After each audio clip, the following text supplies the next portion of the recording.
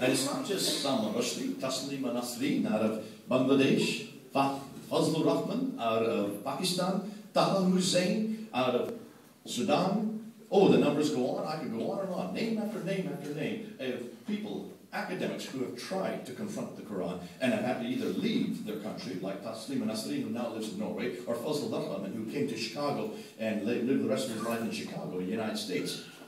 Yeah, they dare not confront that book. So who's left?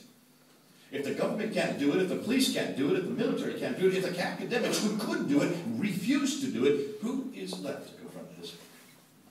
Well, let me suggest that in order to confront this book, which bases an ideology which then you see being enacted around the world today, in order to take on that ideology, in order to take on this book, you need a bigger book. You notice my Bible's always bigger?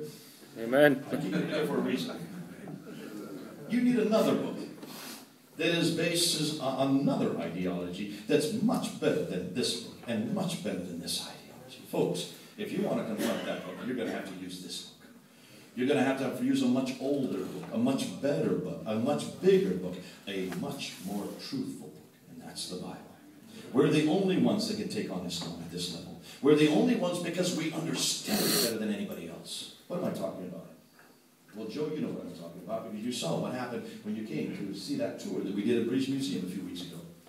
See, one of the things that we understand better than anybody else is that our Bible has been attacked more than any other book.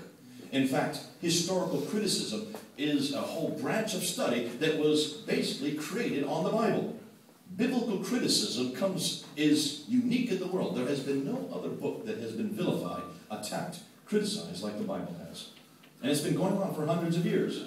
Started in the 1800s in Germany, in a school called Tübingen, with a man named Wellhausen, when he started confronting the Old Testament, saying that much of the Old Testament is nothing more than legend, nothing more than myth, nothing more than oral tradition, written down probably in the 6th century BC and redacted back, that means put back to a man named Moses in 1400 BC.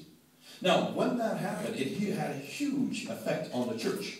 By 1905, almost the entire church in Europe had been decimated and has never recovered because of historical criticism, because of confronting the historicity of the Bible, saying that much of it is fraudulent, almost all of it borrowed from other sources. Now, since that time, we have gone back and we have found references and we have found material. We have found names, dates, places, events. We have found tablets, we found murals, we found steles. We found all kinds of artifacts, which many of them you all stole. Brought them to this country and put them in the British Museum. Thank God you did. Because had you not stolen that material, had you not brought it here, it would have all been lost. It would have all been broken up. It would have all been basically destroyed by the people who actually owned it. Because they didn't even understand the importance of it. What we have done now is we've looked at that material. Now we have answers to almost every one of those criticisms, and that means that we now can support this Bible. We can support it using redacted criticism. We can support it using source criticism, historical criticism, literary criticism, all the different attacks that have been foisted against this book. We now have answers for. That's why we put together that tour, just to show you people what you've got in your own building right here in London, and it's free. You don't even have to pay anything to go see it. You should all come see it.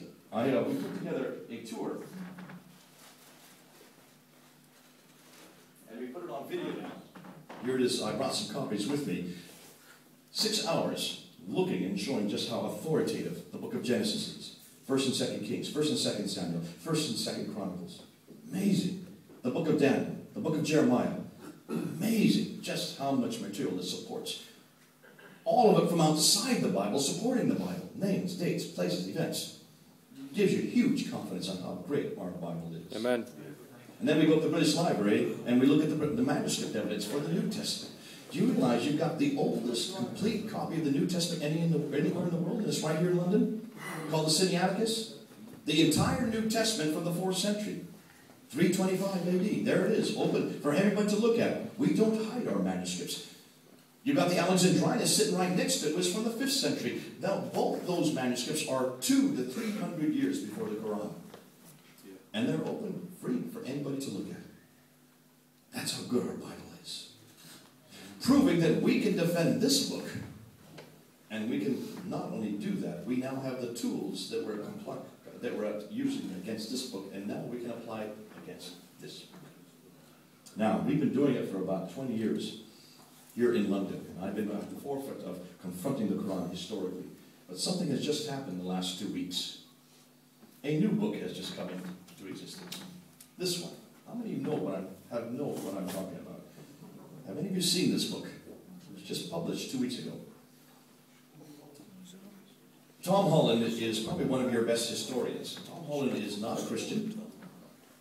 He's not a believer at all. He's a historian. Got his doctorate at Oxford University in English literature, of all things. But since that time, has spent all his energies on the histories of the ancient world, primarily Roman. The fall of the Roman civilization. He wrote a book called Rubicon, which became a bestseller. Then he wrote a book against the Persian, fall of the Persian Empire, which became Persian Fire, which also got many awards. And then he wrote a book against the Christian Empire, the Byzantine Empire. He wrote a book called Millennium. Those 3 books are all bestsellers. We had a conversation back in 2006. I was doing a documentary with him, and he had asked me to do a documentary about the Apostle Paul. And over dinner at lunchtime, I told him, I said that Paul is not the person that I'm an expert on. Actually, my expertise is on historical criticism, and my expertise is on the Quran. And I just started for about 2 hours telling him what I do. And he started writing notes. And that's the last I heard of Tom Holland. Until 3 weeks ago. 3 weeks ago, suddenly, the Sunday Times features him with this book. It was featured on the Sunday Times 3 weeks ago.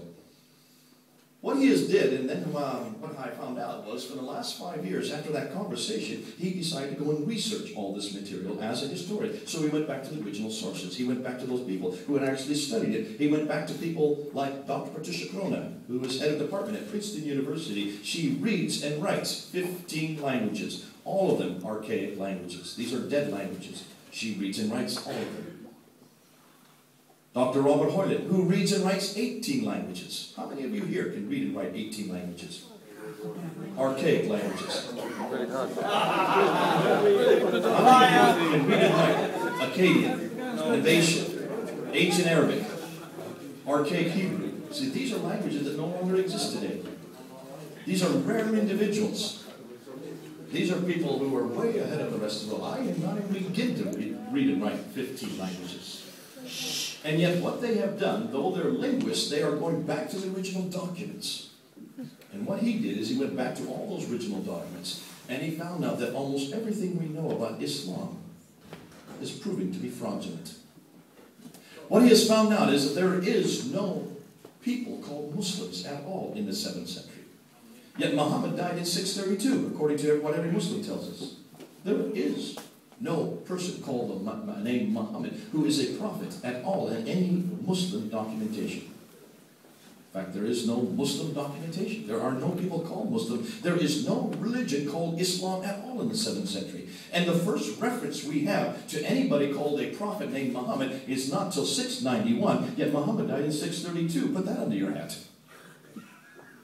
What's more, every Muslim will tell you that Muhammad comes from Mecca, right? Mecca is the center of the universe, right? Mecca is where Adam and Eve were thrown out. So now remember, according to the Quran, in Surah 2, and in Surah 7, and in Surah 20, according to the Quran, Adam and Eve were up in the Garden of Eden, but the Garden of Eden is not on earth, it's up in space. How's that? Their garden's up in space. So when they were thrown out of that garden, they were thrown down to Mecca, which then suggests that Mecca is the oldest city in the world, is it not? Certainly the oldest settlement. It's where Adam and Eve were. According to the Islamic traditions, good old Abraham and Ishmael went to Mecca and rebuilt the Kaaba. That's that square building that they circumambulate on, you see on television all the time. And that was in 1900 BC, because that's when Abraham lived. Which means certainly that Mecca is one of the oldest cities in the world, right? According to every Muslim tradition, Mecca was the center of trade, north, south, east, and west. It was the holiest city in the world. It's the oldest city in the world. It was one that controlled all the commerce, going north and south, from Gaza in the north, down to Aden in the south, from Ethiopia in the west, all the way over to, of course, as far as they're concerned, to what is today Iraq in the east. Anybody in this room dispute that? Well, you would all probably say yes, wouldn't you? That's true, because that's everything you've ever heard. Dr. Patricia Crona, decided to do some study. Now remember, she reads and writes 15 languages.